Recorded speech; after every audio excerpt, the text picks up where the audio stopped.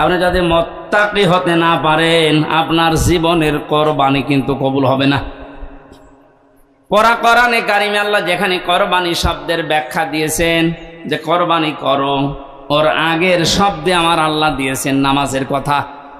এজন্য এখানে যারা নামাজ আদায় করেন না বা নামাজ পড়েন না, নামাজের শিক্ষা যাদের জীবনে নেই, এক কথায় ফতোয়া দেওয়া যায় যে আপনার কোরবানি হচ্ছে না।